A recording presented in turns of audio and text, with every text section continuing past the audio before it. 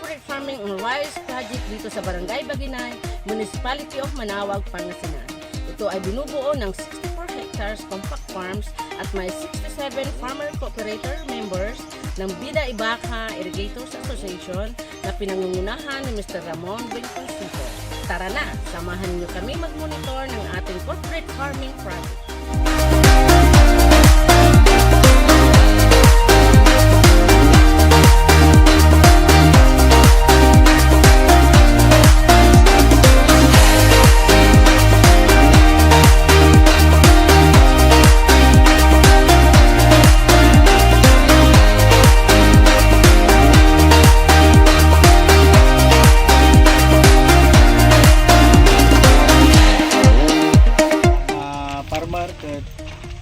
Naging membro akmat iti corporate farming damat iti may sa hektarya nga naipap iti corporate farming ket agyamyamag kami kini Apo Governor na ito yung tulong nga programa nagsayat ket nakaitudmet ni Apo Mayor tayo met nga iti tulong met iti corporate farming ti may bagak ati second crop nga talaga limato ti ani so agyaman ket pagkabigat tayo.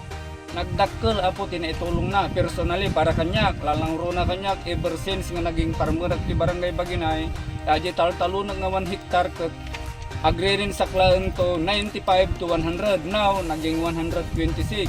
So nga agpaspasalamat kami iti ati corporate farming ken ni Apo lalo na ni Apo Governor. Sabay kumaabo ta itultuloy na ato nga programa na lalaro na kanyami nga sektor ti agrikultura. Kakaasi kami nga farmer, ag ito'y tinagpintas nga programa ti gobyerno tayo. Agyamyaman ak unay dati programa ni Apo Gobernador Gico nga patakder na dati kada kami nga manalon dito'y ayan mi, dito'y baryo mi Baginay. Dapo dagito'y anyam mi tatang pagpagay mi, lalo kat dagito'y hybrid. Yamyaman kami unay ta nagatulungan na kami dagito inted na pay unay nga abono dagiti corporate farming so nga agyamyaman kami ta naadwan iti anime itang second crop mi apo agyamyaman kami apo dati apo ti manaaning apo 100 to tata apo naging 125 na kaman apo ti maaning katan apo ti corporate farming apo go gumunggi ko, dagdag tutulong na ako kada kami nga manalon dito'y barangay mi. Kat sapay kumaapo, tuloy na ating nga proyekto apo. Ano, ang nanayon nga dati, gamit niya ako nga tulong na.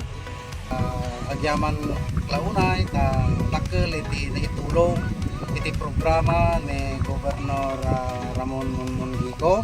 Gapo iti panagayat na nga matulungan dagiti manalon nga kumintas kuma kanu mato dagiti apit tapno iti kasta ket makaduras kuma iti panagbiag iti manalon ta idi ket gumapapitak iti 85 kabans nga midi addan dayjay nga subsidized nga abono nga naggapo iti provincial ket nanayunan iti agarop 120 kabans ket adapay iti gagapasek nga sangkabasi ket agtultuloy kuma tapno iti kasta ket adupay iti matulungan nga manalon iti intiro nga Pangasinan tapno iti kasta ket adapay iti panagprogreso iti probinsya tayo ken agyaman kami launay ken ni Gobernador ta dagdakkel iti impaay na